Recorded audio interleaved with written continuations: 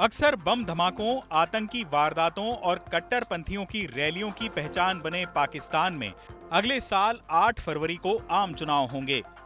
पाकिस्तान का चुनाव आयोग चुनावी कार्यक्रम का ऐलान करने जा रहा है।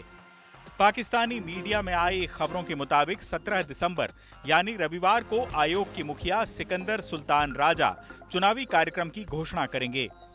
अगले दिन से नामांकन पत्र दाखिल किए जाएंगे। इस बीच पाकिस्तान की 3 बार कमान संभाल चुके पाकिस्तान मुस्लिम लीग के अध्यक्ष नवाज शरीफ ने पार्टी के संसदीय बोर्ड की बैठक की है। इस बैठक में शरीफ ने भारत के साथ रिश्ते बेहतर करने पर जोर दिया। नवाज ने कहा कि अगर पाकिस्तान को वैश्विक स्तर पर स्टेटस हासिल करना है तो भारत के साथ रिश्ते सुधारने होंगे। तो ये कैसे मुमकिन है कि आपके जो है वो हमसाए तो आपसे नाराज हों या आप उनसे नाराज हों और उस नाराजगी के अंदर आप रह के तो आप दुनिया में कोई मकाम हासिल करें। आप अपने मामलात को हमें इंडिया के साथ भी ठीक करना है, अपने मामलात को हमने अफ़गानिस्तान के साथ भी ठीक करना है, हमने अपने मामलात को ईरान के साथ भी मजबूत करना है। नवाज ने बैठक में सवाल उठाया कि अगर आपके पड़ोसी आपसे नाराज हैं या आप उनसे नाराज हैं तो आप ग्लोबल स्टेटस कैसे हासिल कर सकते हैं।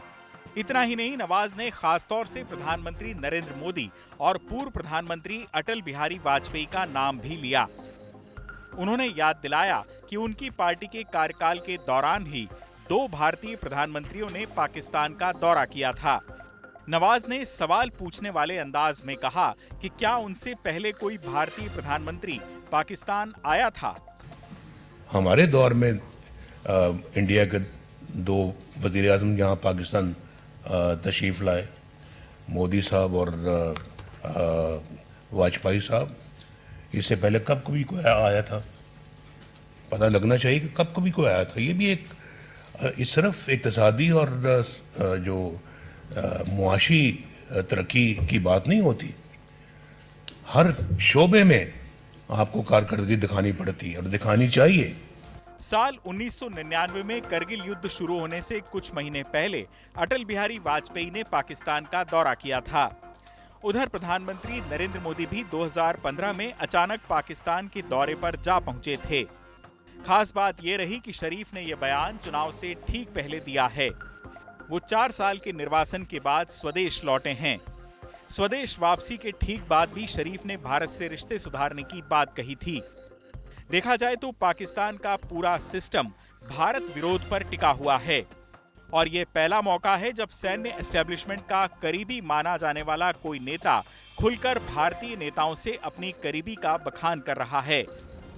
दरअसल नवाज शरीफ को पता है कि पाकिस्तान आर्थिक और राजनीतिक मोर्चे पर जबरदस्त हिचकोले खा रहा है और मुल्क को रास्ते पर लाने का उनके पास ये आखिरी मौका है।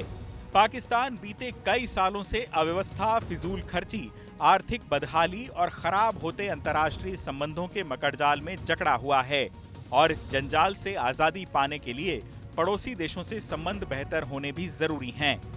इसीलिए शरीफ अपनी पार्टी के नेताओं को समझा रहे हैं कि अब वक्त भारत के साथ संबंधों की बेहतरी का है।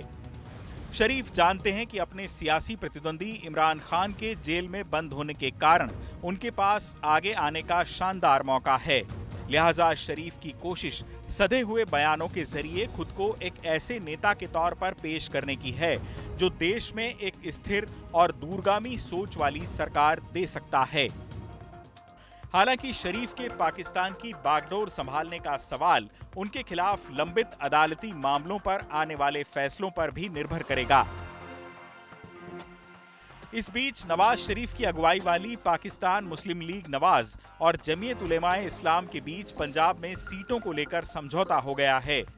दोनों पार्टियों ने बैठक कर इस बारे में फैसला लिया। उधर पाकिस्तान तहरीक इंसाफ यानी पीटीआई ने भी तमाम दिक्कतों के बीच चुनावी अभियान को आगे ले जाने की घोषणा की है।